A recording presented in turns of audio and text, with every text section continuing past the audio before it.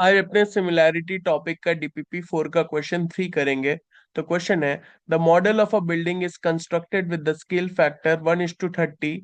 पहला पार्ट है, if the height of the model is 80 centimetre find the actual height of the building in metres. दूसरा part है, if the actual volume of a tank at the top of the building is 27 metre cube find the volume of the tank on the top of the model. तो अपने को scale factor पता है कितना है। तो scale factor अपने को के जो है वो हम लोग को 30 पता है। अब अपने पहला पार्ट सॉल्व करते हैं। पहला पार्ट में अपने लिख सकते हैं एक्चुअल हाइट ऑफ बिल्डिंग कितना होगा, के टाइम्स होगा हाइट ऑफ बिल्डिंग या height of model.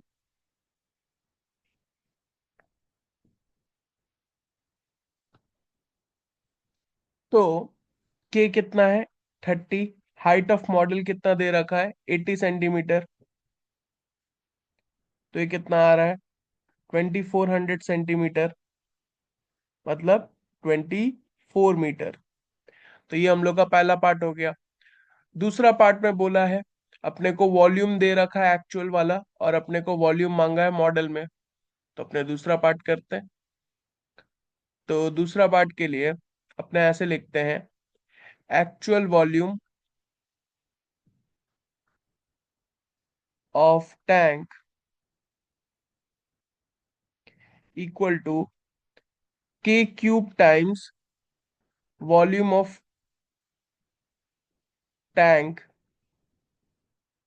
In model.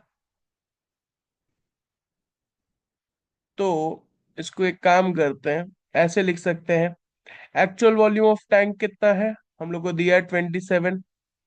Scale factor का क्यूब करना है तो 30 का cube into volume of tank in model.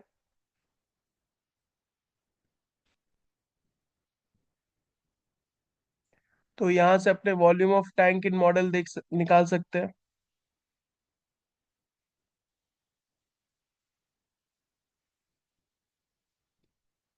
तो volume of tank in model आ जाएगा 27/30 क्यूब। पर जो आंसर आएगा वो मीटर क्यूब में आएगा। तो एक काम करते हैं, अपने पहले ही सेंटीमीटर क्यूब में ले जाते हैं, तो मीटर क्यूब को सेंटीमीटर क्यूब में डालेंगे तो 10⁶ हो जाएगा। सेंटीमीटर क्यूब डिवाइडेड बाई 30 का क्यूब, मतलब 3 का क्यूब हो गया 27, और 10 का क्यूब हो गया 10⁻3। 27 कैंसिल हो जाएगा। और इधर अगर अपने देखे 10⁻3 और 6 में 3 कैंसिल बचेगा, तो आएगा क्या, 1000 सेंटीमीटर क्यूब। तो अपने दोनों पार्ट सॉल्व कर लिए। पहला पार्ट का आंसर आ रहा है हम लोग का 24 मीटर, और दूसरा पार्ट का आंसर आ रहा है 1000 सेंटीमीटर क्यूब। तो ये हम लोग का आंसर होगा।